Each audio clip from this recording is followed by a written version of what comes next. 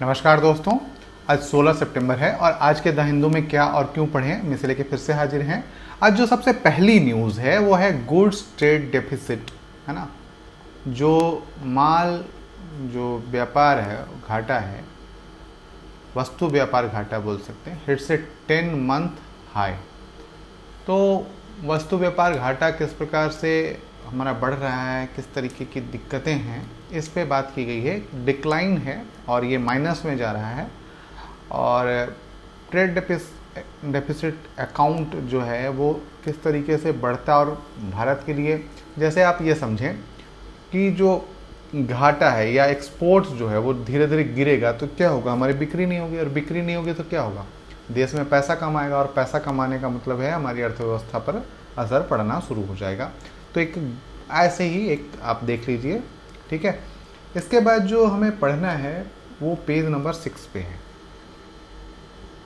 Page number 6 पे क्या है कि एक जो गवर्नमेंट नोटिफाइज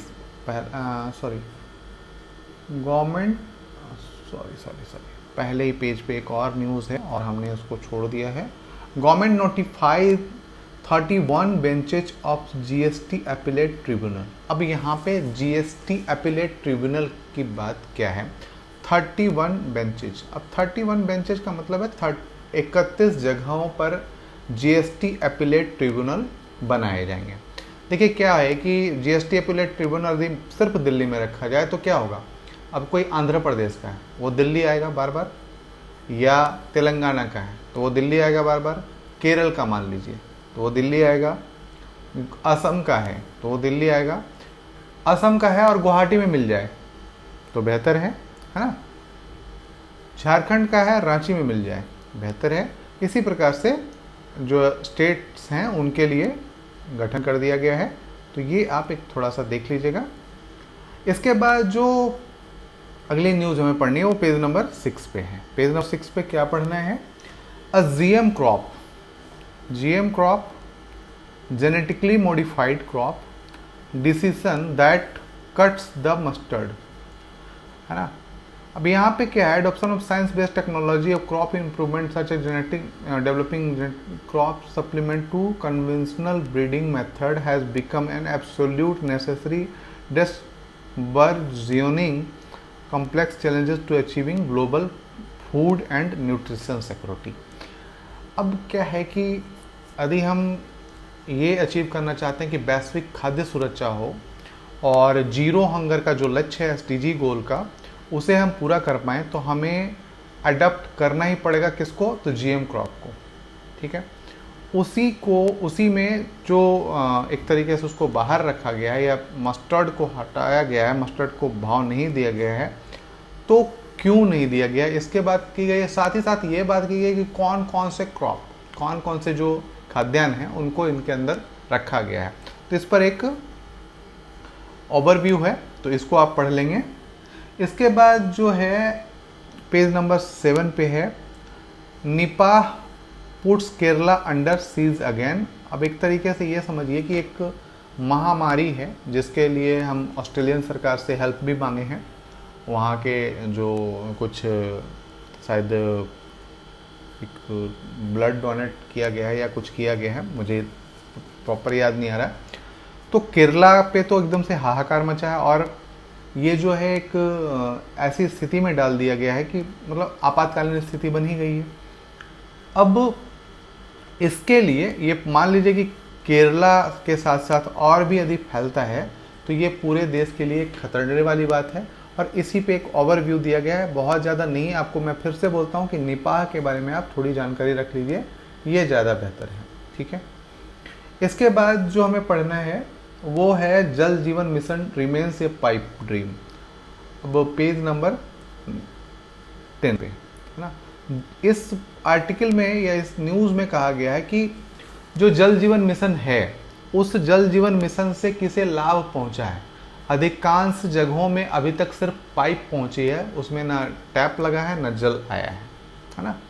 तो इसी पे एक पूरा का पूरा ओवरव्यू है कि जो योजनाएं चलती हैं या योजनाएं चलाई जाती हैं वो अपने उद्देश्यों को कितना पूरा कर पाती हैं, यह बहुत मायने रखता है। राजीव गांधी का एक कोट था पहले, बहुत हमारे जो पूर्व प्रधानमंत्री थे, उन्होंने कहा था उस टाइम कि यदि हम 100 रुपया यहाँ से भेजते हैं या 100 पैसे भेजते हैं तो जो जनता तक है वो सिर्फ 15 पैसे पहुँच पाते हैं। अभी ये मामला थोड़ा सा उलट गया है क्योंकि डायरेक्ट बेनिफिट ट्रांसफ़र हो रहा है, लेकिन कुछ जो योजनाएं हैं वो योजनाएं सही में अमल लाई जा पा रही हैं। जैसे व्यक्तिगत रूप से तो हम डायरेक्ट बेनिफिट ट्रांसफ़र स्कीम का फ़ायदा दे सकते हैं, लेकिन जब सामूहिक रूप से कुछ मिलना हो, जैसे जल की बात हो या फिर सड़कों की बात हो या फिर कृषि बिजली की बात हो, इस तरीके की बातें जब होती हैं तो वो वहाँ तक पहुँच पाती है या नहीं पहुँच पाती है, कि इसमें बहुत सारी दिक्कतें आती हैं। अब जैसे उसके लिए बजट आवंटन कर दिया गया हो, यहाँ पे चीज़ें खरीदी ही नहीं गई हो, तो ये दिक्कतें हैं। और इसी पे एक मतलब एक न्यूज़ है द हिंदू टीम की, तो इसमें आपको दिखाएगा कि किस प्रकार से, मतलब सिर्फ ये नहीं देखना है, इस प्रकार की कई योजनाएं होंगी जो ऐसी अधूरी हैं, तो उसको आपको थोड़ा सा देखना है। उदाहरण के रूप में भी आप इसे लिख सकते हैं जीएस के क्वेश्चन में। इसके बाद जो है पेज नंबर 11 पे, पेज नंबर 11 पे क्या है कि म्यांमार जो है वो ऑफर कर रहा है, एक छोटा सा है यहाँ पे, म्यांमार जो है ऑफर कर रहा है visa on arrival to tourist from China और इंडिया। चाइना और इंडिया से जो भी आएंगे उनको वीज़ा और ऑन अराइवल मिल जाएगा। अभी म्यांमार में जुंटा की सरकार है या सैन्य शासन है, आंग सान सू की को जेल में रखा गया है, तो सामान्यतः यहाँ की आर्थिक स्थिति बहुत अच्छी नहीं है। और ये एक तरीके से दिखाने की भी बात है कि हम शांति से या हमारे यहाँ सब कुछ ठीक है, इसके कारण से ऐसा कदम उठाया जाता है। मतलब ये आप ये ध्यान रखिए कि न्यूज से कई चीज़ें निकल के आती हैं, आपको उनको समझना पड़ेगा, है ना। तो म्यांमार को यह दिखाना पड़ रहा होगा कि हमारे यहाँ सारी चीज़ें ठीक हैं, आप यहाँ आएँ, वीज़ा ऑन अराइवल इसलिए किया गया होगा ताकि लोग आएँ और बताएं कि हाँ हाँ सब कुछ ठीक है ना। तो ये मामला होता है। ठीक है दोस्तों, आगे बढ़ने से पहले मैं एक रिक्वेस्ट करूंगा कि यदि आपने अभी तक सब्सक्राइब नहीं किया है ये चैनल, तो प्लीज़ सब्सक्राइब कर लें, लाइक का बटन ज़रूर दबा दें, कमेंट करेंगे तो बहुत अच्छा लगेगा हमें, है ना। फिर आगे चलते हैं। इसके बाद जो हमें पढ़ना है वो पेज नंबर 12 पढ़ना है।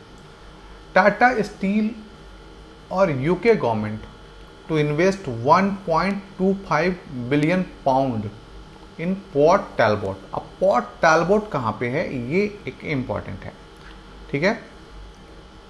Project would bolster steel security major step local, ये जो है ये प्रोजेक्ट जो टैलबोट है, पोर्ट टैलबोट ग्रीड गवर्नमेंट। तो आपको ये क्या देखना है कि पोर्ट टैलबोट कहाँ पे है, ये मेजर स्टेप टुवर्ड, सॉरी कि मैंने देखा नहीं है, आप इसको जरूर देख लेंगे, ये पोर्ट टैलबोट कहाँ पे है, ठीक है। बस ये इम्पॉर्टेंट है, ठीक है। इसके बाद जो अगली न्यूज़ हमें देखनी है वो हमें देखनी है एग्जेम्प्टिंग मिलेट फ्रॉम जीएसटी। ये बहुत इंपॉर्टेंट न्यूज़ है और इसे हमको देखना है कि exempting millets from GST can lift affordability boosting consumption. यदि हम मिलेट को या जो मोटे अनाज हैं उनको जीएसटी मुक्त कर देते हैं तो ये जो है एक तरीके से लोगों की पहुंच में आ जाएगी और कंजम्पशन इसका बढ़ जाएगा, मतलब, है ना। तो इसी पे बात की गई है और मिलेट को बढ़ावा देने की बात है इसमें, तो ये आपको देख लेना है। और मिलेट को बढ़ावा क्यों दिया जा रहा है ये भी आपको देखना है, ठीक है। फूड सिक्योरिटी, अब देखिए क्या क्या, अब अभी आपको 3-4 चीज़ें बताता हूँ। मिलेट्स, पहला, फूड सिक्योरिटी के लिए कितनी जरूरी है, ठीक है, पहला। दूसरा, न्यूट्रिशन के लिए कितना जरूरी है। तीसरा, एग्रीकल्चर में क्या फायदा पहुंचा सकता है। चौथा, जो मतलब ऑर्गेनिक है ना, ऑर्गेनिक रूप से ये कितना इस पे काम किया जा सकता है। तो ये 4 इस तरीके के और भी एस्पेक्ट्स हो सकते हैं। आप अभी समझिए कि फूड सिक्योरिटी में काम आएगा, न्यूट्रिशन के लिए काम आएगा, एग्रीकल्चर क्षेत्र में एक जो छोटे किसान हैं वो भी कर पाएंगे और ठीक ठाक पैसा मिलेगा, ऑर्गेनिक होगा, सामान्यतः ये ऑर्गेनिक होते हैं, इनके लिए खाद पानी की बहुत ज़्यादा आवश्यकता नहीं होती है। ठीक है, तो किसानों के लिए भी बहुत अच्छा फायदा होगा।